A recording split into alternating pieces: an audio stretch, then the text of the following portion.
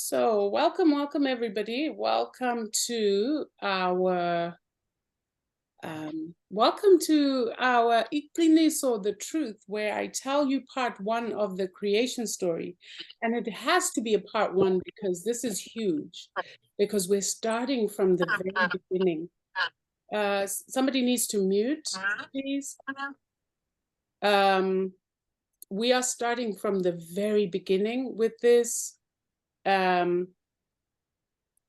want to enlarge this so that you guys get to see the full. How do I get rid of your? Yeah, we can see it. It's screen sharing right now. Okay, I know, but I want to get rid of you on the sides because on my screen I see you and I see myself. Do you want to minimize us? You can minimize us. How do I? You can see. Let's see more. It's not. Coco, will you be able to keep checking people in the waiting room? No, actually, that's why I'm gonna hand over. Okay. I'm handing over. What do you call this? Make the host. There we go. Change host. There. Okay. Oh, why did it shrink on me? Now I've lost the screen share too. There's no way to make moderators, like a moderator. No. Oh. You can still screen. I believe you can still screen share. I can't. It's saying host disabled participant screen sharing because I'm now a participant. You want to maybe go back to being it and then turn back on permission and then make Nkanyezi the host so you can still share the screen? I can also just you can make yourself host again and then I can just check, now and then. I'll just say, Mama, can you check the wait list? So Nkanyezi. What do I do? Lord, reclaim host. Okay. So that's that. So let's screen share.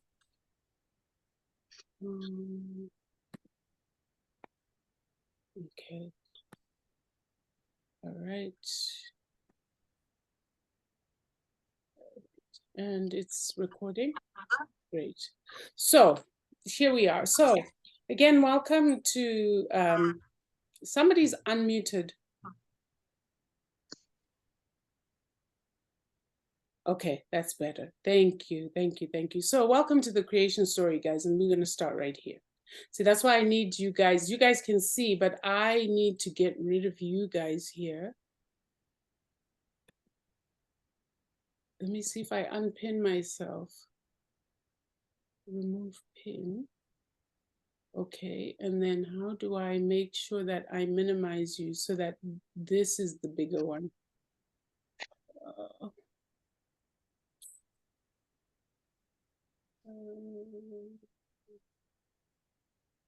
Hide video panel. I think that's it. Perfect. Brilliant. So we're going to start at the very beginning. And in the beginning, they say, was the Big Bang. This is white people science, right? There was a Big Bang and the universe was created. There we go. And they are saying, this is NASA, by the way. So NASA is saying that the universe is 13.77 billion years old, right? They say the Milky Way, which is our galaxy, our star galaxy, is 13.2 billion years. And they say our solar system is 4.5 billion years old. The solar system, of course, consisting of all the planets. There are 7 planets, but we now know that there is another planet Nibiru, which we'll talk to later. And the sun itself, the actual sun, they say is 4.6 billion years. This is according to NASA. But guess what came out on July 19th, 2023?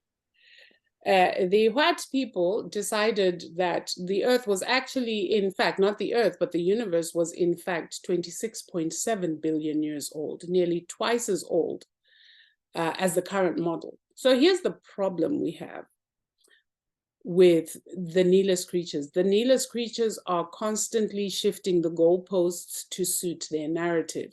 The question you would ask is, okay, so what calculations have they done now to say that it's twice the size, right? And I double checked this because I was shocked when I saw this today. And I find out that actually it's true, because on physics.org, they actually say the same thing, that now they think the planet is, the universe is 26.7 billion years old. I want you guys to look at something. When you look at the universe, you see all this dark mass around here. All this dark mass around here, which white scientists call dark matter because they couldn't characterize it, is actually melanin. All this here that you see is melanin. And so when you see this, you understand. And the melanin that this is neuromelanin, which is the black melanin. You know that there are 3 types of melanin, and white people and some of the other peoples don't have neuromelanin, which is why they are of lighter skin. So they have what is called eumelanin and something else. I think the redheads have a special melanin as well. I've forgotten what it's called. But we're not there today. Actually, according to a book by a master teacher in kinetic science called Black Roots Science, his name is Modi Moncho, the universe is actually 78 trillion years old. Never mind this is a calculation for something else, but 78 trillion years old. That is how old the universe actually is, right? Now, I want to share with you something very interesting. I'm going to go down here because what they found out, scientists did some experiments, and in these experiments they used abaNTU DNA because that is the most complete genome that there exists. They are aware of this.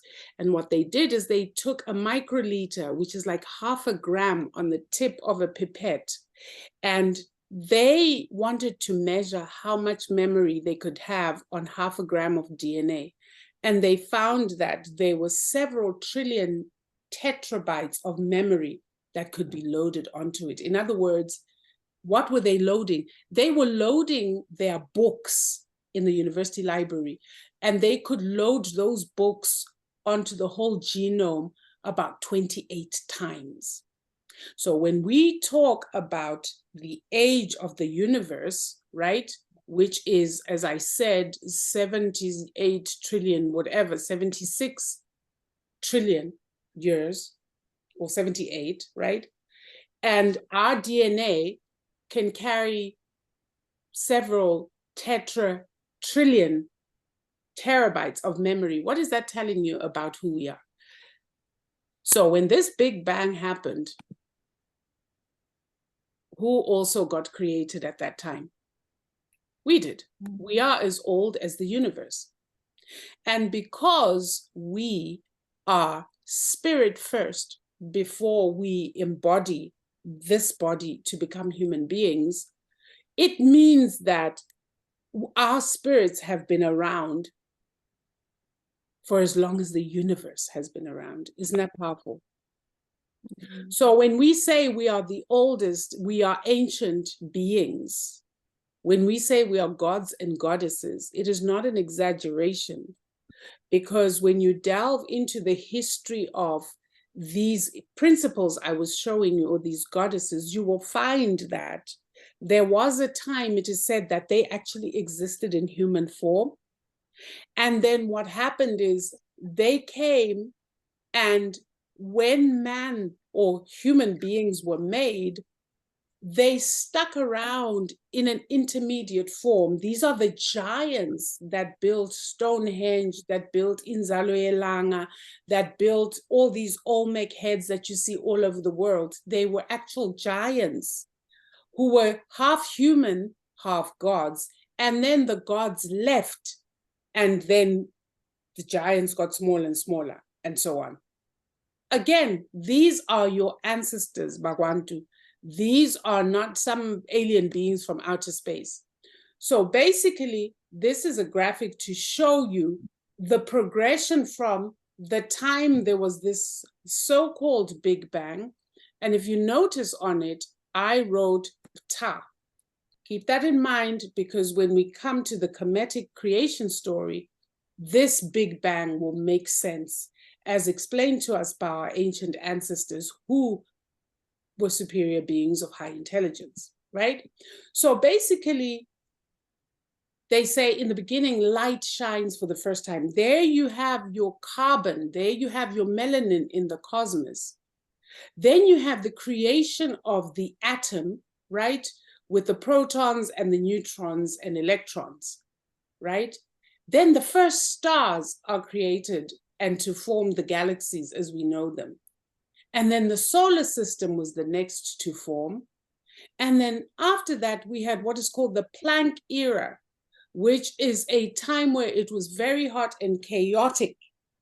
And after that, the Earth forms. And after the formation of the Earth, we have the appearance of the first forms of life on the planet. Now, these first forms of life on the planet, I want you to keep this image in mind because it's going to come up shortly. Now, the question becomes, where did all this happen? Where did all this happen? This so-called Big Bang Theory, or PTA, where did it happen? It happened in a place in southern Africa called the Makonjwa Mountains.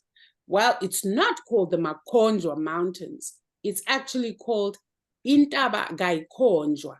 Intaba Gaikonjwa means the sacred mountain you don't point at. Why? Because our ancestors and our elders knew that that place was literally the birthplace of creation. This was where the universe and everything in it started, right? So these mountains here, it all started here, the hills, and these mountains, if I show you a map, this is Southern Africa, they're around this part.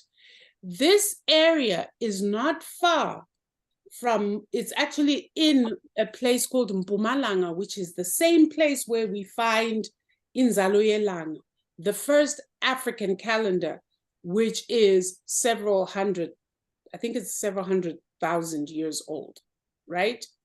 So just stay with me.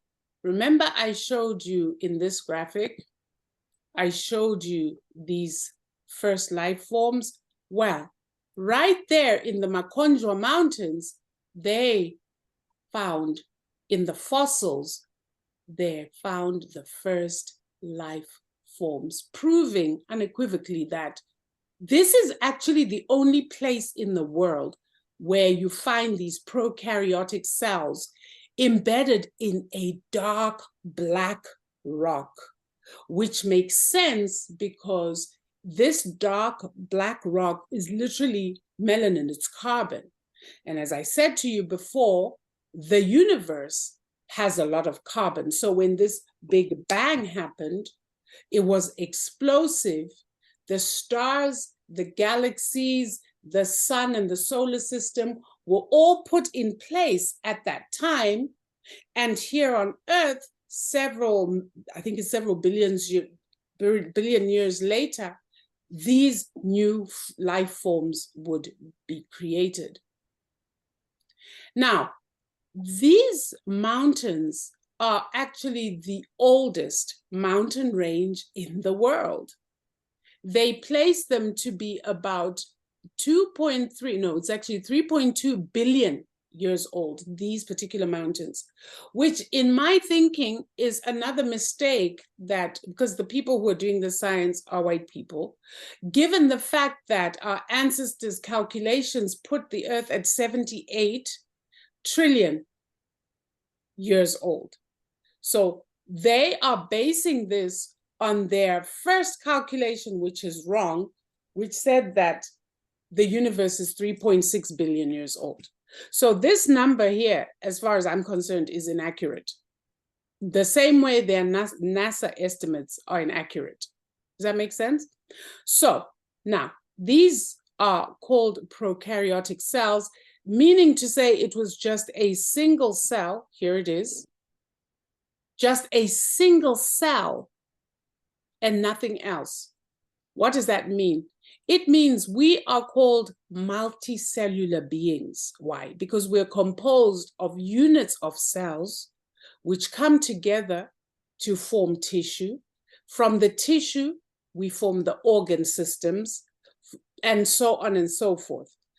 These were very simple life forms that first started. And the only way they could exist is because the rock in which they're found, this Barberton black rock, actually has or is the first oxygenated rock. So when you look at the rock, it's got lots of little holes in it as though it was bubbling, right? So you can assume that this rock was molten lava at some point, right? Which then got oxygenated and was able to produce life. This is a human mitochondria, very similar to this. This human mitochondria is actually found in us as so this is that prokaryotic cell. This is us. We are called eukaryotic cells, meaning we have more than just one cell. And in there is, you find the mitochondria right there, which is similar to this thing. You see it? There it is. There's the mitochondrial DNA. There's mitochondrial DNA. In this thing, it won't be called mitochondrial DNA because this thing is a complete cell by itself. In this thing, the mitochondria is the energy producing center, but here's the rest of your cell with the nucleus. In the nucleus, you get your electrons, you get your neutrons, and you get your atoms, basically, right? And then you got the cytoplasmic membrane, which links up to the mitochondria so that energy can be transferred once it's made here to this place, to the nucleus, so that the cell can perform its normal function. There is a chloroplast in here, chloroplast, chlorophyll, because this is a plant cell, not an animal cell.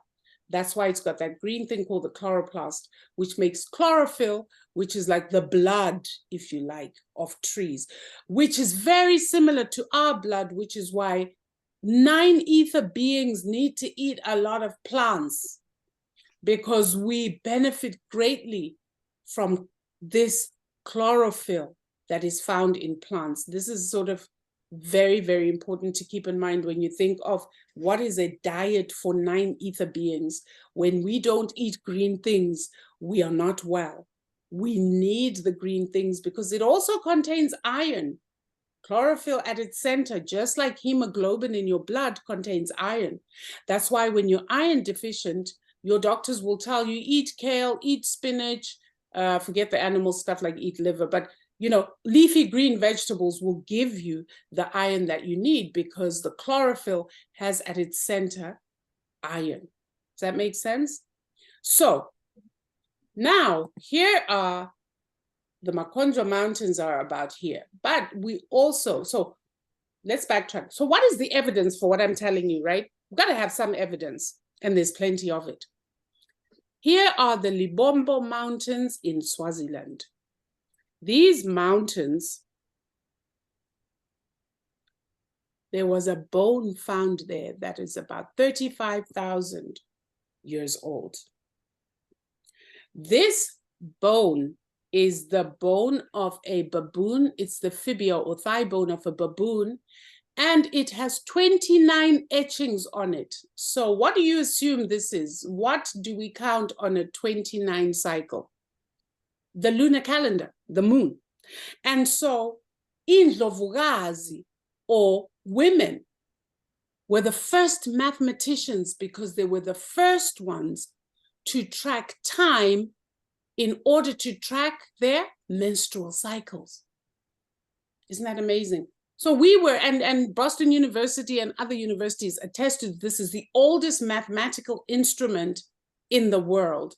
And it was found in the Libombo Mountains in Swaziland because women were using it to track their menstrual cycle, which of course, as women, we know is very synchronous with the lunar cycle. Most of us go on our period every 28/29 days. And so they would use this to calculate the days that they were ovulating. So 2 weeks post-period, you know that you're fine. After 2 weeks, you know there are 3 or 4 days at which you are ovulating, at which point you will not meet with your partner if you don't want to get pregnant. After that, you are okay again until your next cycle, your next menstrual period. Really, really genius. And when they tell you that African people are backward and stupid, well, and we are here to tell you that actually we are the ones who created almost everything on the planet, and they just plagiarized it, right? Now, the Libombo Mountains are right here in Southern Africa, like near South Africa, basically. Swaziland, South Africa, same WhatsApp group, right? Here it is. Now get this. Then there's the Ishango bone, which is younger. And now the Ishango bone was found where? It was found in the DRC around the Ishango lakeshore. There's a village there now called Ishango village. And this is where they found the same thing. It's made out of a baboon thigh. And it also has those 29 etchings. And it also is assumed that women were using this to calculate, to chart their lunar cycle or the menstrual cycle. So the very first counting device or timekeeping device, if you like, was not the solar calendar, but definitely the lunar calendar. And it was women who were much invested in that lunar calendar, right? Now, do you notice the difference? This is further south, right here. And then as time moved on, this was found where? Further north. In other words, everything started here. Creation started here. Civilization started here in the south. The universe was born here in the south. And then everything moved up. So when people tell you that Kemet, what is Kemet? They now call it Egypt, which is a misnomer because it was colonized by the Arabs who were there. But Kemet literally was the last place where all knowledge was coming out of the inside of the continent, all the way up to here where it was refined. This is why you found a lot more sophisticated structures. But these same structures are found in a rudimentary or kind of rougher form in here. So with time, our ancestors would move and take knowledge, and it was refined up here in Northern Kemet in the mystery schools, right? So here's another picture of Intabagai Konjwa, which is around here. I just thought I'd show you that. It's a beautiful place. If you look at it, here it is. This is where it all happened. So this is the oldest mountain range in the world. It is made of this black rock. They even call it the Black Rock of Barberton. And they are saying that Pangaea, you know Pangaea, right? That landmass actually broke off from here. So all other mountain ranges in the world are babies compared to this was the first, and all the others broke off from this mountain range. Now, let's go back to this. Let's talk about this for a minute. This is a reconstruction of the woman that is called mitochondrial Eve. Now, who was she? Mitochondrial Eve was the first human on the planet. Mitochondrial Eve was the first human on the planet. Why do they call her mitochondrial Eve? Because she is the mother of all other humans.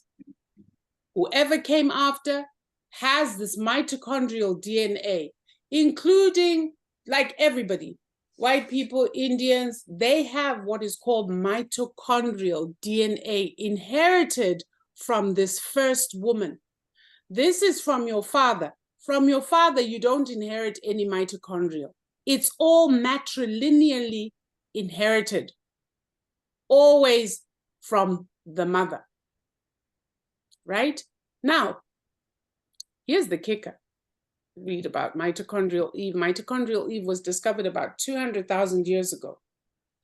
Now, the reason she's called mitochondrial Eve is because she has what is called the mitochondrial Eve gene.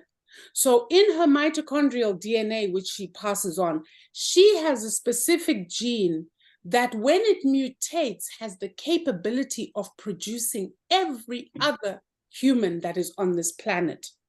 She has, when it can mutate to produce Chinese, it can mutate to produce Filipino, it can mutate to produce Korean, to produce Japanese, to produce the Caucasian, to produce the Indian, you name every other ethnic grouping on this planet, mitochondrial Eve has the gene that can mutate to create all those people. So now the question then becomes, okay, if mitochondrial Eve is able to do all that, who was she making all these humans with? Well, we come here. I want to talk to you about the true meaning of the Ankh. And I say the true meaning because scholars, Kemetic scholars currently will have you believe that this is the womb, this represents the children, and this represents the male. That's nonsense. Because look at this Ankh carefully. And they don't want to admit the truth because admitting the truth is too much. So they'd rather tell us a half-truth. Half of the truth is that, yes, this represents the womb. But this is a total fallacy because this is not a male penis or the male. No, these are not the children. This is literally what it is. This is the womb. This is the vaginal canal. These are the fallopian tubes. You see it? There it is. So I want you to toss out everything you're hearing, all those great master teachers talking about. The Ankh is definitely the key of life, but it is the Kemetic womb of mankind. Because we all come from woman. And why is it like this? Why did they want to fuse this? Because then it, in their minds, creates some sort of balance between the divine masculine, feminine. Well, before there was the divine masculine, there was for many, many centuries, the divine feminine all by herself. And you say, then how did she reproduce? Well, she reproduced by a process that is called parthenogenesis. Parthenogenesis is the ability of an organism to reproduce by itself without fertilization. Women were producing themselves by themselves without fertilization. This is where the virgin birth comes from. If you were wondering, this nonsense about Mary having a virgin birth, it comes from the fact, and then they say she was impregnated by the Holy Spirit. No, she had the ability to produce by herself. There are parts of the world right now, and I have a book here called Parthenogenesis by a guy called Richard Owen, who has taken scholarly articles that document women in different cultures reproducing by themselves still. It is rare, but guess what? It is still possible. So what other evidence do we have that this is actual reality? Like what other evidence do we have that women were producing themselves by themselves for a long time? Well, I'm going to show you something. These are the female X chromosomes. These are the male sex chromosomes. So sex chromosomes meaning these are the chromosomes that determine whether somebody is going to be born male or female. In the male, if you look very carefully, the X became a Y. Why? Because it is a mutation of an X chromosome right here. So there was breakage of parts of this X chromosome with mutation, and with time, you will always get genetic variation and mutations. This is very normal for DNA, right? And it produced this. So men come from women in the most real way possible on a genetic level, not just because we get pregnant and birth male babies, no, but because we were here first and they are a mutation of us. What other proof do we have, you say? Right here. This is a male embryo at 6 weeks old. This is a female embryo at 6 weeks old. What's the difference? Looks like two female sex organs at 6 weeks old, if you ask me, is it not? In other words, being female is what we call in biology constitutive. Constitutive means it is the constant form. Maleness is an aberration because of that mutation. And I don't mean this in a derogatory way. I'm actually using scientific terms, and genetic aberration means it's a genetic mistake, meaning it's a mutation, right? So I think we need to clarify that in your minds so that as you move forward, even if you hear these scholars talking about this, that, and the next thing, you know the truth, because we have biological, right? And we have scientific evidence to prove. So here we go. These are the sex organs at 6 weeks old embryo. Then at a certain age, because of this here, what happens?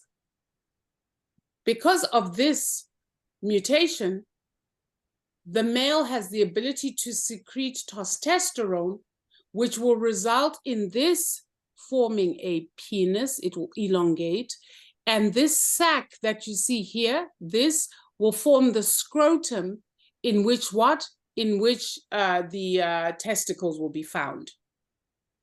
What are the testicles? Why do the testicles have those long threads? I don't have a biological picture, because they actually should have been fallopian tubes.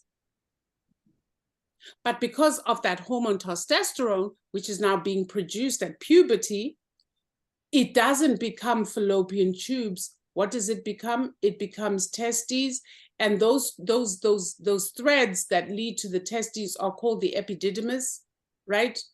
And they're the ones who then link up to the penis, so that sperm are produced in the testes. They travel up these long threads, the epididymis, and at sexual intercourse, ejaculation takes place. So the same way that ovum in a female traveled through the fallopian tubes from the ovaries, these eggs travel through the fallopian tubes into the uterus, where they will then be what? Fertilized. It is the exact same thing, only testosterone acted on it and it formed differently to form a male, and so on and so forth. Does that make sense?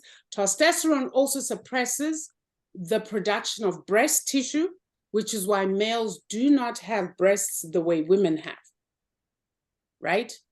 All that is caused by testosterone suppression, and also males generally do not secrete estrogen. However, there are some males who produce a small amount of estrogen, and scientists are often asking whether that could be the reason why males become gay or homosexual, because there is perhaps a hormonal component to why they are the way they are, which is why for me homophobia is a terrible thing, because science is very complex. And unless you were to do some hormonal tests on somebody, you really have no right to judge somebody for the way they are, because we don't know whether they are that way as a preference or whether they're that way because of their genetic makeup or by birth. Does that make sense? So now we come to this part. So I've charted for you that whole thing, where it all happened. I want to draw some similarities with the Bantu cosmologies and the common threads that you will find from ethnic group to ethnic group. So the Bakongo have their own creation story based on their geographical location and also based on certain traditions they have as a people. Remember, Africa is not one homogeneous continent, right? The Zulus have their own cosmology, as do the Xhosa, as do the Karanga, as do the Bapedi, as do the Nigerians, the Igbos, and the Yorubas, and the Hausa. They all have their own cosmologies, but there is something very interesting about these cosmologies. They have certain central themes that point to their deep understanding of the creation of the universe, the creation of the earth, and so on. So according to these cosmologies, there is the creation of the cosmos first, the heavens, and then there is the creation of earth, and then man, meaning humans, was created before animals were created. That's just the basic thing. And literally that is how it went. A lot of these cosmologies have built inside them certain very respectful names for the divine feminine. Now you have to remember that patriarchy has been on the continent for as long as white people have been on this planet, going around, colonizing, and changing people's cultures, even to the point of changing how they view their cosmology. As a result, there are actually very few cosmologies that place woman where she's supposed to be, right? So, in these cosmologies, you get the creation of heaven or the cosmos, preceding the creation of earth, preceding the creation of humans, and then animals. The sun and moon are given very high status and are even seen as gods in some cultures. You will see that with the Kemetic cosmology, it doesn't differ from the Zulu, from the Xhosa, from the Karanga, because there is an understanding of how the moon and the sun interact in order to produce the correct electromagnetic frequencies to create life on Earth, be it trees, be it humans, be it animals. It is all because the moon, who is in Zulu called uNomkhubulwane, which is a female principle, the moon is always feminine, filters the electric energy of the sun. The sun produces a lot of electric energy which would literally burn up the earth. The moon stands in front of him. She is magnetic and filters the rays of the sun, controlling how much sun actually hits the earth. By the time that sun hits the earth, it is no longer just electric energy, but it is now electromagnetic energy. And these frequencies are the ones that are then responsible for life on Earth. The other things about these cosmology is the understanding that the Earth is very important. In a lot of African cosmology, she's called Mother Earth, because they understand that she is the life giver. Without her generosity, we cannot eat. Without her generosity, we cannot live. We need the earth because she herself, or he herself in some cosmologies, has her own electromagnetic frequency that when we match ours, because we too have that, we heal. This is where grounding comes from. Every time you say walk barefoot as often as possible, not on concrete, not on asphalt, but on soil, on earth, on the grass, you're able to literally heal your own body, because now you're harmonizing your electromagnetic energies with that of the earth. You are also rooting yourself to the earth, because remember, for you to connect with the cosmos above, you have to be rooted. A tree grows where? From the ground upwards. So as above, so below, as within, so without. We are no different from the trees. We need to be rooted firmly so that we can grow upwards. It's the same principle that we use when we talk about ourselves, abaNTU. Are we rooted in who we are? Because if we are not rooted in who we are like trees that cannot bear fruit. This is why abaNTU have struggled for so many years to be anything, to regain our greatness, because we are not rooted in who we are as abaNTU. We are not rooted in our cultural systems. We are not rooted in our own beliefs. And we're not rooted in the scientific knowledge of our ancestors. Because if you look at what I'm showing you, it's pure science. Our ancestors only called it different things. And then white people stole it and decided to give it their own names, right? So now let's focus in on the Kemetic creation story. Why the Kemetic creation story? Because really, this is the story that unifies all the cosmologies of the continent. There is not a single cosmology that can look into Kemet and say, oh my God, this doesn't make sense. Why? Because our ancestors in Africa, they used to call themselves Bonabakulu Basekemu. Like I said, they used to travel. Scholars, initiates, royal houses would send people all the way to northern Kemet to attend the mystery schools, and not just to learn, but to also contribute. So there was, Kemet holds, northern Kemet, if you like, holds the body of knowledge of the entire continent, made and put in such a way that it is understandable and accessible to every Black person on this planet. Because remember, wherever you are in the diaspora, you come from somewhere on that continent. So you come from a lineage that had this cosmology. It was only refined in the north. This is why we always say at Great Empire of Kemet, we always say, the African calendar is what will unify all abaNTU on the planet, because this Kemetic calendar literally incorporates everything from everyone on the continent. Even the writing, the classical writing Medu Nature, is based on the classical writings of different ethnicities across the continent. They all traveled and then they created one classical language. It's like Latin to the white people. Medu Nature is to us. So when we talk about will Africa ever have its own language, the language that is appropriate would be Medu Nature, because it would come very naturally to us, because we come, all of us, from a cosmology that contributed to that language, that classical language. So what does Kemetic creation story says? It says the sun god Ra, also called Atum. Atum is atom, which then Christians called Adam. So you see how they plagiarized.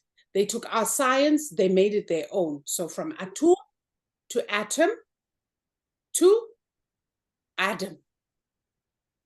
Now, Adam, in the Christian context, they place as a man. That is just allegory.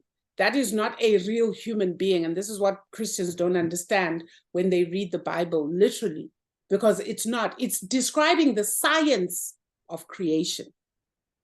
So there was Atum. When the Big Bang happened, it came out of this primordial dark soup, which created those Intabagai Konjo, which created those Barberton black rocks.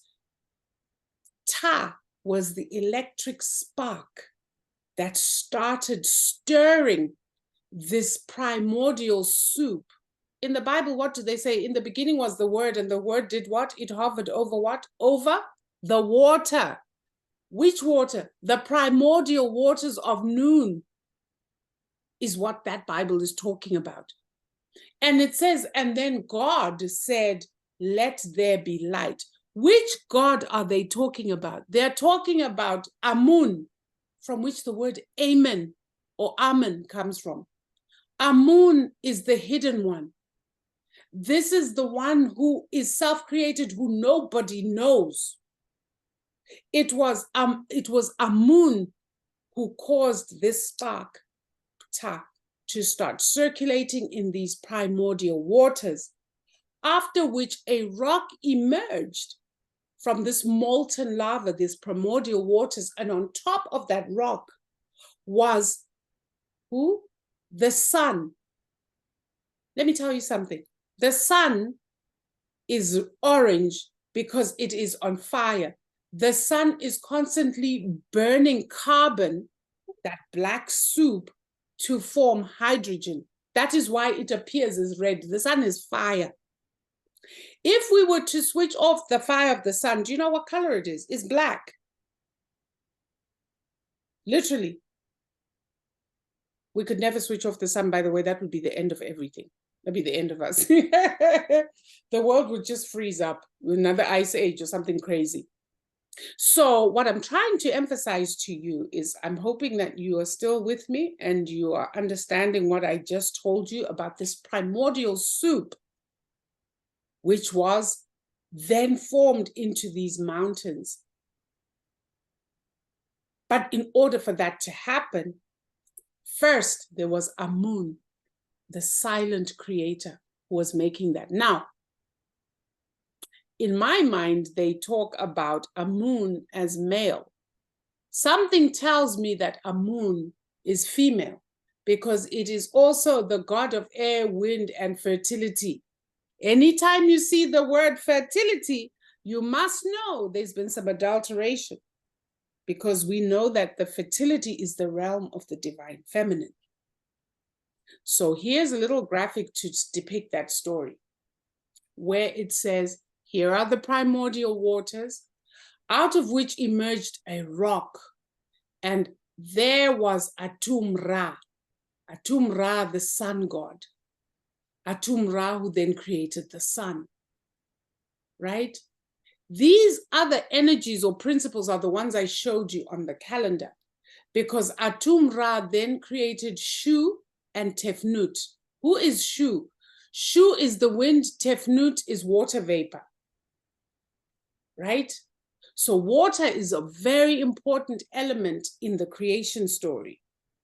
And a lot of our cosmologies talk about us actually emerging from the waters. It could be that they're talking about these primordial waters, because indeed there was an emergence of life from the waters. Geb represents the earth. Then Nut is our galaxy, the Milky Way. And when you are at the Adam's calendar, you can literally see Nut at night forming a huge, it's like a bunch of stars that are in this very shape. That is the beginning of the creation story. After which, this is the family tree. There is Atum-Ra, then there's Shu and Tefnut, who then produced Geb, which is the earth, and Nut, which are the stars. Then these are the minor principles, which in Kemetic literature, they'll call them gods and goddesses. They really are just energies. They were at some point humans, according to some research that's coming out. But for our sake, they are not human. They are principles or energies or electromagnetic principles that govern each season of the calendar year, right? So that having been said, here is a graphic that kind of shows we start with Amun, the unseen, the ever-present, the supreme being, they say, who is beyond duality and description. Because really, we don't know what caused that first Big Bang. It has to have been Amun. Now, the word Amun is the one that in the Bible, everybody at the end of a prayer says, Amen. And the Muslims say, Amin. It is all plagiarized from Amun. And here it is. Those are the principles. And this is the basic tree. Now, this, remember, was Creation Story Part 1. I think I'm going to stop here. If we do a Part 2, I will go into greater detail in the stories of how these frequencies interacted and the stories behind them and their different characteristics to actually create life on Earth as we know it, meaning to create you, me, the trees, the fish, the what, and the what, and the what. Right? So I think I will stop at this point. I'm actually going to stop the recording so we don't have to record questions and stuff. And I am happy at this point to answer any questions that we may have. Let me, where's the record? How do I stop recording? Stop, okay, let me stop share. And then, not. Yes, to the